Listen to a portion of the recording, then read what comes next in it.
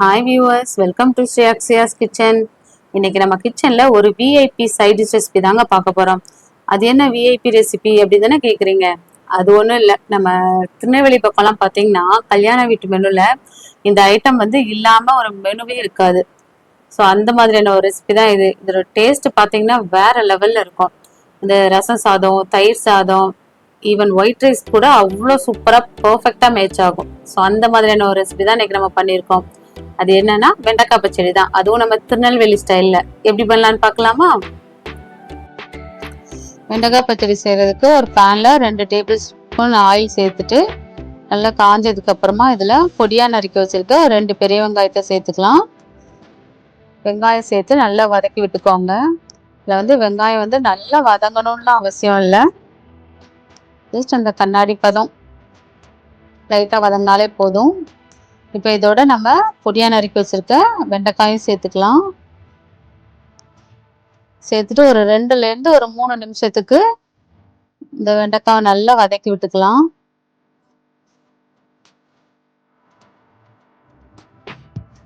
இதில் வந்து வெண்டைக்காயில் வந்து இந்த வளவளப்பு தன்மை இருக்கும், அதனாலேயே முக்கால்வாசி பேர் சாப்பிட மாட்டாங்க.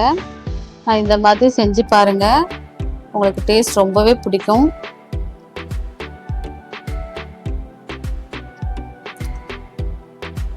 இப்போ பாருங்க, வெண்டைக்காய் நல்லா வதங்கிடுச்சு. ஒரு 2லேருந்து 3 நிமிஷம் மட்டும் வதங்கினாலே போதும். இப்போ அடுத்ததாக இதில் வந்து நம்ம தக்காளி சேர்த்துக்க போகிறோம். தக்காளியும் மாங்காவும் சேர்த்துக்கலாம். தக்காளி பார்த்தீங்கன்னா நான் இன்றைக்கி ஒரு மீடியம் சைஸில் இருக்கக்கூடிய ஒரு 4 தக்காளி பழம் கட் பண்ணி சேர்த்துக்கிறேன். இதோட ஒரு சின்ன மாங்காவாக தோல் சீவி மாங்காவை இதோட நான் சேர்த்துக்கிறேன். இதில் வந்து பச்சடியில் வந்து புளி கரைச்சி சேர்த்துப்பாங்க. நான் இன்றைக்கி புளி சேர்த்துக்கல, அதனால நான் இன்றைக்கி தக்காளியும் மாங்காவும் மட்டும் அதிகமாக சேர்த்துக்கிறேன். இப்போ நீங்கள் புளி சேர்க்குறதா இருந்தால் இந்த தக்காளி மாங்காவோட அளவை மட்டும் நீங்கள் கம்மி பண்ணிக்கோங்க. அதாவது உங்களோட புளிப்புக்கு ஏற்ற மாதிரி நீங்கள் வந்து அட்ஜஸ்ட் பண்ணி சேர்த்துக்கோங்க. இப்போ இந்த தக்காளி மாங்காய் சேர்த்துட்டு நல்லா கலந்து விட்டதுக்கு அப்புறமா இதில் வந்து 1 டம்ளர் மட்டும் தண்ணி சேர்த்து நல்லா மூடி போட்டு வேக வச்சு எடுத்துக்கலாம். அதனால் வந்து வெண்டைக்காய்லாம் சீக்கிரமே வெந்துடும். ஸோ தக்காளி மாங்காய்லாம் வந்து நம்ம ரொம்ப மெல்லிசாக தான் சீவி சேர்த்துருக்கோம். ஸோ எல்லாமே சீக்கிரமே வெந்துடும். ஸோ அதனால் 1 டம்ளர் தண்ணி சேர்த்தால கரெக்டாக இருக்கும். தண்ணி சேர்த்துட்டு ஒரு மூடி போட்டு ஒரு மீடியம் ஃப்ளேமில் வச்சு வேக வச்சுக்கோங்க. இது வேகிறதுக்குள்ளே நம்ம இதுக்கு ஒரு வந்து தேங்காய் பேஸ்ட் ஒன்று ரெடி பண்ணிடலாம். இதுக்கு கொஞ்சமாக தேங்காய், 5-6 சின்ன வெங்காயம், 1 ஸ்பூன் ஜீரகம் சேர்த்து நல்லா பேஸ்ட் பண்ணி எடுத்து வச்சுக்கலாம். இப்போ பாருங்கள், தண்ணி எல்லாமே நல்லா கொதிச்சு காய் எல்லாமே நல்லா வெந்துருச்சு. இப்போ நல்லா கலந்து விட்டுக்கலாம். சேர்த்து இந்த தக்காளி மாங்காய் எல்லாமே நல்லா கொலைய வெந்தாதான் அதுக்கு நல்லா இருக்கும்.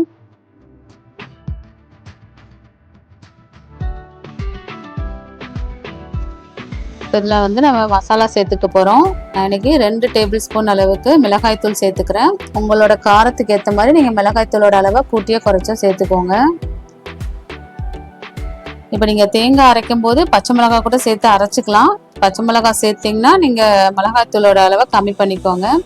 அன்றைக்கி பச்சை மிளகாய் சேர்க்கலை, அதனால நான் இன்றைக்கி மிளகாய்த்தூள் வந்து 2 டேபிள் ஸ்பூன் சேர்த்துக்கிறேன்.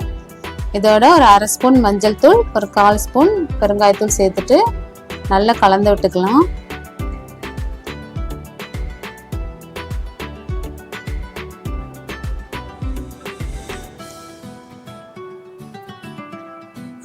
இதில் வந்து இந்த மாங்காய் தக்காளி எல்லாம் சேர்த்து செய்கிறப்போ அந்த பச்சடி டேஸ்ட்டே வேறு லெவலில் இருக்கும்.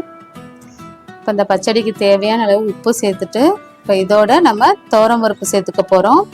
நான் ஆல்ரெடி வேக வச்சு எடுத்து வச்சுருக்கேன். அதுலேருந்து ஒரு 2லேருந்து ஒரு 3 டேபிள் ஸ்பூன் அளவுக்கு வேக வச்ச துவரம் பருப்பு சேர்த்துக்கலாம்.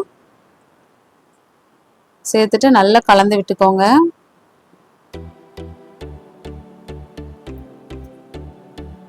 இந்த பச்சடி எப்பவுமே கொஞ்சம் இந்த செமி சாலிடாக தான் இருக்கணும். அதாவது ரொம்ப தண்ணியாகவும் இருக்கக்கூடாது, ரொம்ப கெட்டியாகவும் இருக்கக்கூடாது.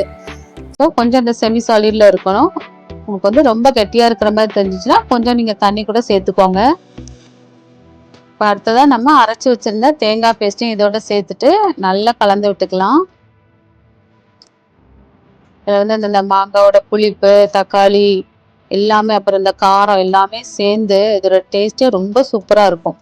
அதாவது இனிப்பு, காரம், உப்பு எல்லாமே கலந்து சாப்பிடவே நல்லா இருக்கும்.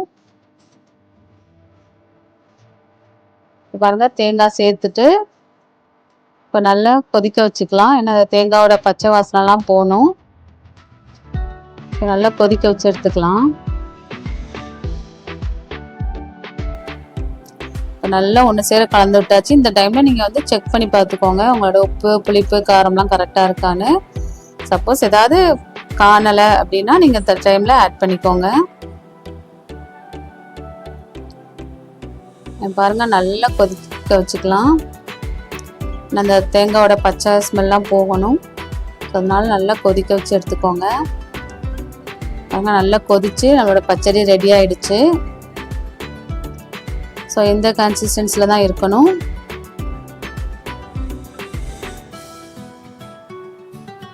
பாருங்க, பார்க்கவே நல்லா சூப்பராக இருக்குது. இப்போ இதுக்கு நம்ம தாளிப்பு கொடுத்துடலாம். ஒரு பேனில் 1 டேபிள் ஸ்பூன் எண்ணெய் சேர்த்துட்டு அதில் கடுகு உளுந்தம் பருப்பு சேர்த்துக்கலாம். கடுகு நல்லா வெடிச்சதுக்கு அப்புறமா இதில் ஒரு கொத்து கருவேப்பிலை சேர்த்துட்டு நல்லா பொரிஞ்சதும் இதை எடுத்து நம்ம பச்சடியில் கொட்டி நல்லா கலந்து விட்டு எடுத்தோம்னா நம்மளுடைய திருநெல்வேலி ஸ்டைல் வெண்டைக்காய் பச்சடி ரெடி. இல்லை, திருநெல்வேலியில் வந்து நீங்கள் எந்த கல்யாணம் விட்டாலும் சரி இந்த ஐட்டம் இல்லாமலே மெனுவே இருக்காது. ஸோ அந்தளவு இது ரொம்ப சூப்பராக இருக்கும். நம்ம நார்மல் ஒயிட் ரைஸ்க்கு கூட இது அப்படியே பசிச்சு சாப்பிடலாம், அந்தளவு சூப்பராக இருக்கும். எந்த ஒரு விசேஷமானாலும் சரி இந்த ரெசிபி இல்லாமல் இருக்காது. டேஸ்ட்டும் அந்தளவு சூப்பராக இருக்கும். ஸோ நீங்களும் இதே மாதிரி ஒரு தடவை ட்ரை பண்ணி பாருங்கள். பார்க்குறப்பவே நல்ல டெம்டிங்காக இருக்குது. ஸோ நீங்களும் இதே மாதிரி உங்கள் வீட்டில் ட்ரை பண்ணி பார்த்துட்டு உங்களோட ஃபீட்பேக்கை மறக்காமல் கமெண்டில் ஷேர் பண்ணுங்கள். இதே மாதிரி வேற ஒரு ரெசிபியோட அடுத்த வீடியோவில் பார்க்கலாம்.